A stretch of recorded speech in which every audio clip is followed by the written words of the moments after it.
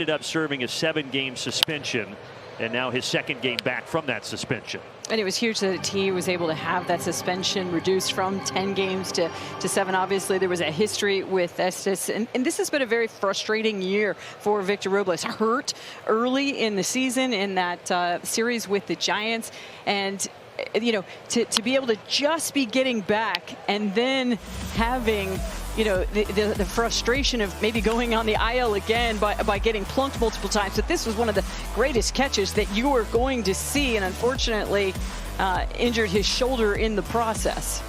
Yeah, so you're out from April 6th to August 23rd. You come back, or you're trying to come back, you have the suspension. But he's still able, even though it's only his 16th game of the season, to look really good. He had a double yesterday, now a single here to start the 3rd today. All right, it's good to see the single, and this is on a breaking ball off of the plate, but it's the other things that he brings, the energy that Victor Robles brings. And now all of a sudden for Dan Wilson, his outfield is at full strength. I mean, to be able to have him out in right field, Julio in center, and then Randy in left, I mean, not a lot of balls are finding the grass out there with those 3.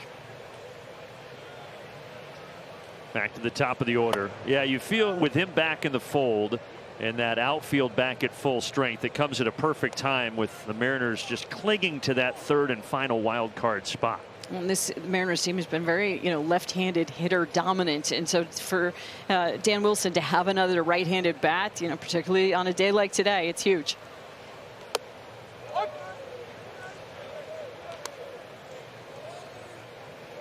I'm not exactly sure what sparked the turnaround yesterday. Was it Mike Cameron here burning sage in the clubhouse, or was it, you know, Victor Robles getting back in the fold? It's hard to tell. Well, whatever it was, it worked, because, boy, the Mariners hit some long homers yesterday.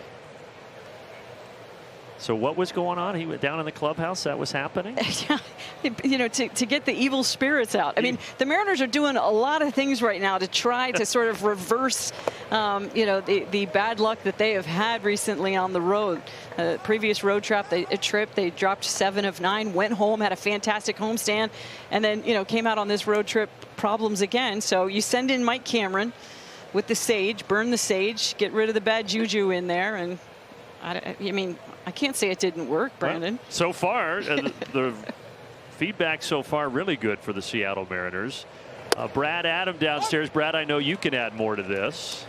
Yeah, in addition to what you guys were talking about in the sage, and just Victor Robles in the dugout yesterday, just running around, you know, his first game back from the suspension. I mean, literally doing laps in the dugout. Everybody was getting fired up. They were all on the top step during that game yesterday. And then, as you can see there, Pete Woodward, the pitching coach for the Mariners, yeah, he's rocking the stash. The guys decided to grow mustaches, and Cal Raleigh's got one, a couple of the relievers, a couple of the coaches as well. They think that maybe the mustache and the sage and Robles energy, maybe this is what's going to push them over the top. But it's not a bad look. It looks good on him. Okay. We'll say that, Brandon. All right. Runner breaks for second here, but that pitch is high and outside, so a walk to a Rosarena. And the first 2 reach here in the 3rd.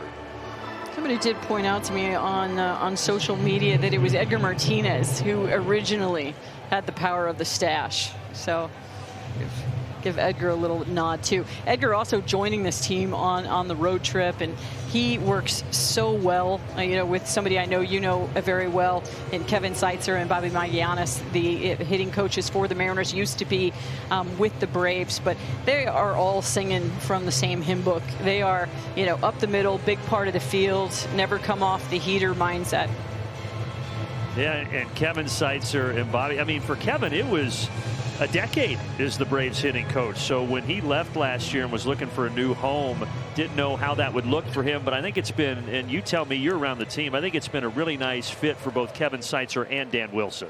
I would agree with you. They just folded in really nicely. And I actually asked Seitz, I said, hey, you know, what'd you feel, you know, when you pulled up here, when the bus pulled up at the ballpark? And he said, you know what, if I wasn't so happy where I am, I might be sad, but I'm happy where I am. Yeah, and still nothing but glowing reviews about Kevin Seitzer on the Braves side of things. Just such a wonderful decade here, part of that World Series title team in 2021.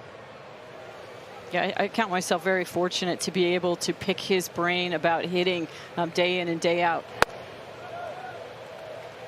And for Kevin Seitzer, I don't know what you have to say to Cal Raleigh at this point in the season other than, hey, Cal, just keep doing what you're doing, buddy. And Seitzer's kind of funny. I remember when Polanco was going so well at the beginning of the year. He was just like, don't say anything to him. Don't say anything. Swing. He gets in, takes a few cuts. I go, swing looks good, and he leaves. Well, Raleigh certainly had a home run swing there, but comes up empty. And as far as RBI are concerned, he is third, and then look who's right behind him, Eugenio Suarez. It's really incredible what the Mariners were able to do at the trade deadline, adding Gino, the most home runs a player had ever hit at the time and been traded that year. I mean, it was just shocking that they were able to get him and Josh Naylor. Yeah, two big pieces to the corner of the infield. Raleigh lines it to left. Profar heads to take it on a bounce.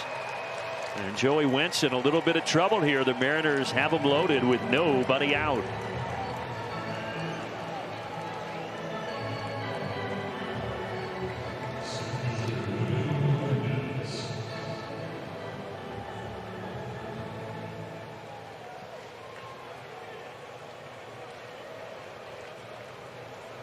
Such a tough part of the lineup. Raleigh, Rodriguez, Suarez, and here is J-Rod, Julio Rodriguez.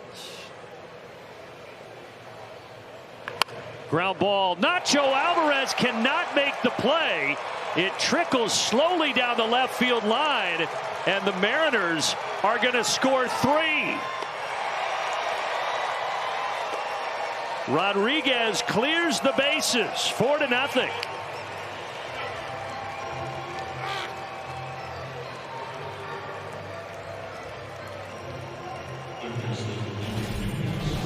Alvarez just kind of in between hops on this hard ground ball down the third base line. And Cal Raleigh, it's not somebody who you think of has pretty good speed, but he can put him down. And he comes all the way around to score. They do call it a 3 RBI double for Rodriguez. So 4 runs driven in yesterday. That's now 7 on the series for the Mariners center fielder. And he goes for third. Well, why not add a stolen base to his resume? That's 25 stolen bases on the season to go along with 30 home runs. Pretty productive. Well, just incredible what Julio Rodriguez has been able to do. Congratulations to him on another 25-25 season. He's been waiting a long time to get that stolen base number 25, but it's kind of his own fault. Too many home runs. Yeah. I mean, you got to give yourself a chance, buddy. Now the Braves will bring the infield in here.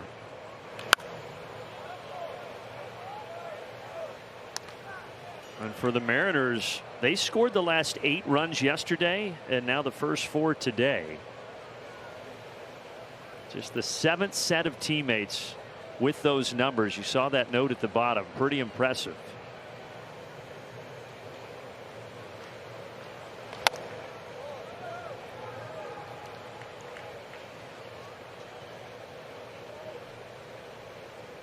We were talking about Julio Rodriguez being up in that situation with the bases loaded, and then it just doesn't get any easier with Gino. And then all of a sudden you're looking up and you got Jorge Polanco and Josh Naylor. There is so much length right now to this Mariners lineup. No soft spots. I think that is what was so shocking about, how this team recently has struggled on the road, because, the bats, they were so good. And even, you think about the opener here against Sale. They were squaring up the baseball. They were lining the ball all over the field and just could not get anything to drop. Baseball was definitely baseballing on them. Well, strike 3. Suarez knew it. No argument. And Wentz gets him looking.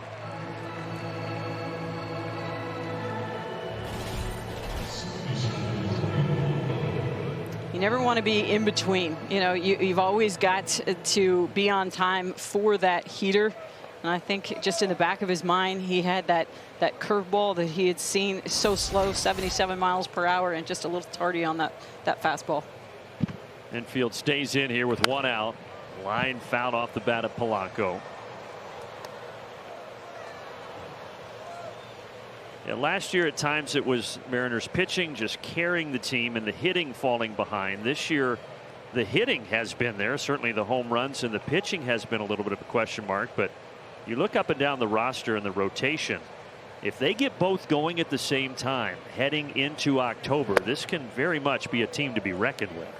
I would agree with you. And I think that when you look at the American League particularly, there really is no clear front runner.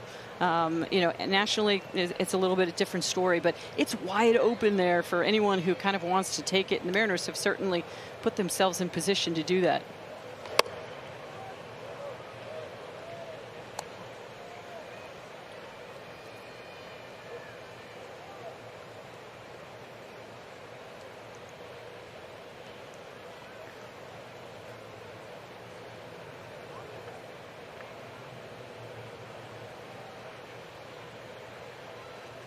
Two balls and two strikes here to Polanco. Of course, the Mariners doing it under the guidance of Dan Wilson, who's a Mariners Hall of Famer.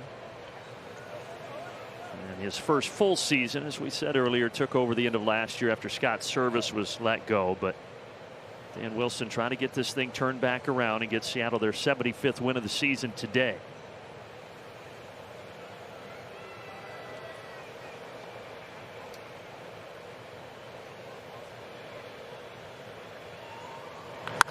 Line to left. If that's fair, it is trouble. It's fair, and it sneaks out of here. Polanco with a 2-run homer and a huge third inning for the Mariners.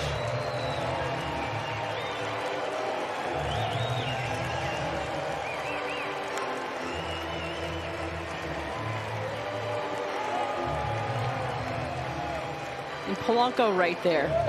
That is a huge difference with him this season versus last. He had a knee injury last year.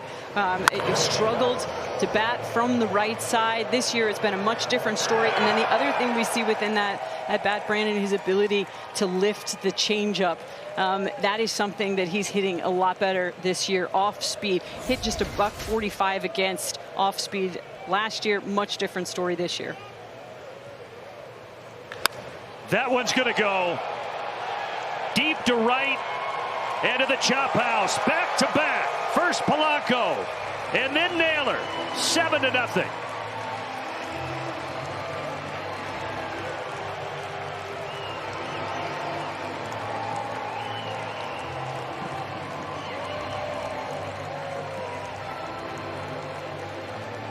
Wentz is still thinking about the home run that he gives up to Polanco, tries to get ahead of Josh Naylor, and all of a sudden somebody's got a baseball in their soup out in the chop house. This is kind of how it happened yesterday, Angie. It all happened so quickly, and the Mariners, they strike fast here in the third. And Josh Naylor is a guy that goes up there with a plan. I don't like the word guessing, because that's not what he does. He goes up there looking to execute a plan, and if your baseball comes within that plan, that's what's going to happen right there. So 9th time this year that the Mariners have gone back-to-back. That trident has had a lot of action here, going back to the 8th inning yesterday. And they've now passed the Dodgers for the second most homers in all of Major League Baseball.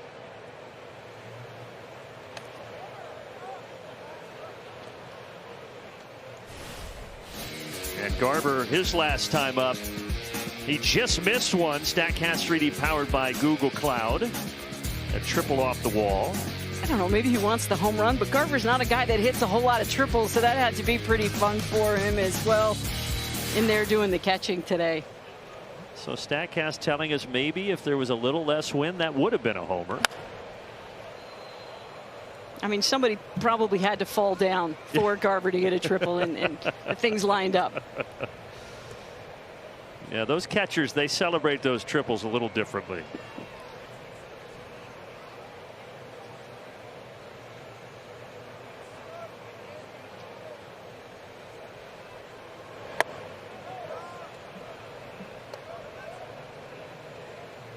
Braves starting to get some action in the bullpen. Dylan Dodd is throwing as Wentz is really laboring here in the third.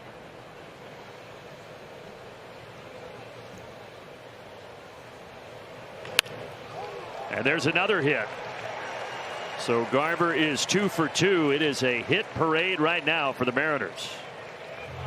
And this is what, they need and want Garver to do against left-handed pitching. This lined up really well. Having Wentz come in as the starter today, because I'm not exactly sure that Garver was going to be doing the catching until that happened. Tough outing for Wentz. He exits here in the third. So the Braves already having to dip into the pen here. Joey Wentz done. And another lefty, Dylan Dodd, is on for Atlanta. Reverse splits, lefties like J.P. Crawford, the dish, hitting over 300 against him. Righties just a $140. He's got that cutter he's going to come at you with over 50% of the time.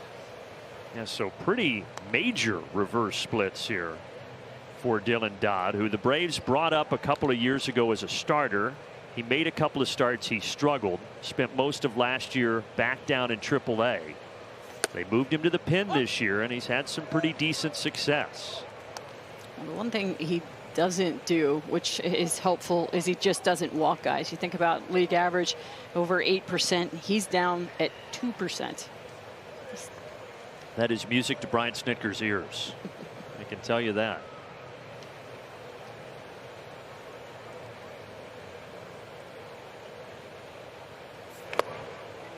Baldwin keeps it in front. J.P. Crawford is the 9th Mariner to bat here in the third inning.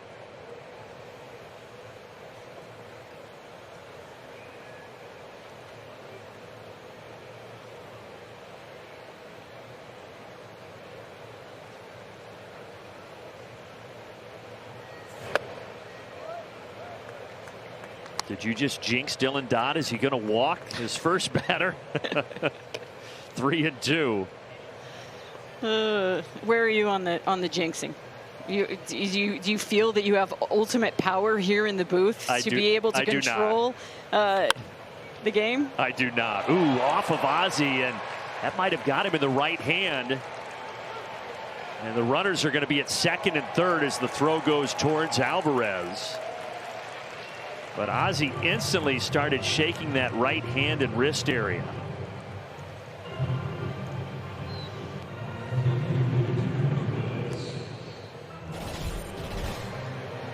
Mitch Garver had this happen right in front of him. Kind of freezes a little bit, making sure that this was going to hit dirt before it gets to Ozzie. But then he could see this went off of him, and he just never broke stride from there, getting into third. Now, hopefully Ozzie's okay. Infield in. Ozzie actually fractured that right pinky, but it was 3 years ago during the 22 season. And then last year he had a left wrist injury that sidelined him. So he's dealt with his fair share of things around the hand area.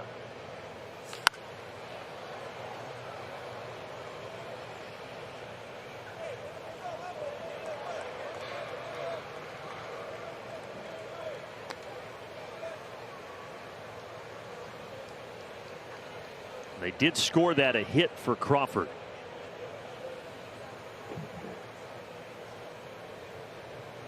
Generous. He'll take it. Probably not what Dylan Dodd wanted.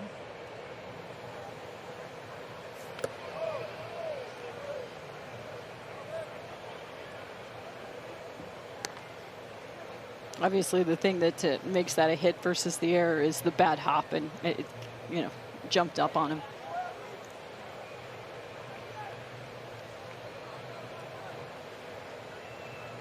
He's still kind of massaging that pinky. I wonder if they'll take a look at that when he gets into the dugout. Shallow right. And Acuna will take it. Not deep enough to score the runner.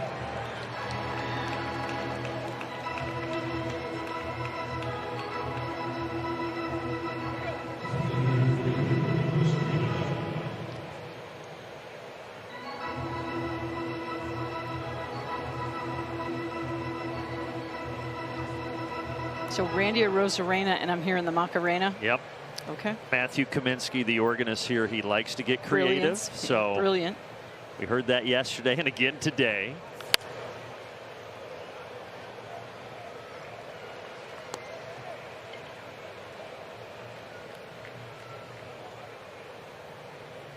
what was it that he played for Big Dumper yesterday? Was it Fat Bottom Girls? Oh, yeah. Did he? Thought maybe he played Baby Got Back. Yeah. All of them would work. Of course, it was Jared Kelnick, you know, who was a Brave, former Mariner, who gave Cal Raleigh his Big Dumper name.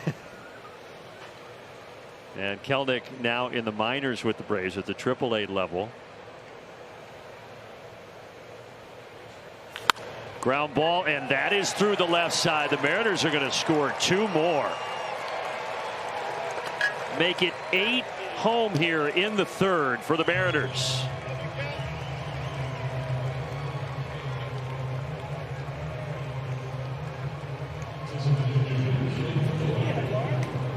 Things have gotten sideways fast here for the Braves, but on the other side of things, Randy is one of those guys that, you know, the Mariners really hope to get going, and this is a really good sign for him. He's struggled the last couple stops on this road trip.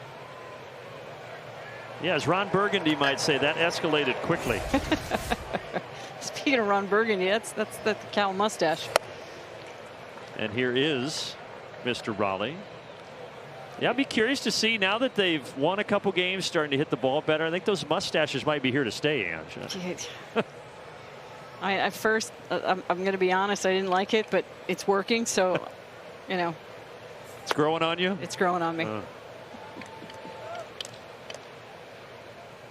And Cal, you know, he didn't go mustache right away. You know, others went mustache right away. First, he kind of trimmed things down on the side, and then he went full mustache. Dan Wilson, the Mariners skipper, says I can't grow a mustache, so we won't see him in one. Even at 56, Dan can't grow a mustache. He's still a baby face. Look at him. Look at that baby face. He should get a fake one and just glue it on.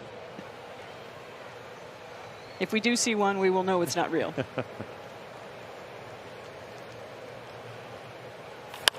Or he could get, remember when Bobby Valentine got I was thinking the same thing and then came back in with sunglasses and the mustache. Yep, maybe we could get Dan Wilson one of those. Dan actually got ejected down in Tampa Bay in front of Lou Piniella. Lou Piniella came to the game to talk to Dan, and it's just very beginning of the game. The umpire ejected somebody from the dugout. They weren't exactly sure who, because everybody was chirping, and then all of a sudden Dan Wilson's ejected, and Lou Piniella's reaction to it was absolutely priceless. Well, let's live the flashback. It was only the 2nd career ejection for Wilson.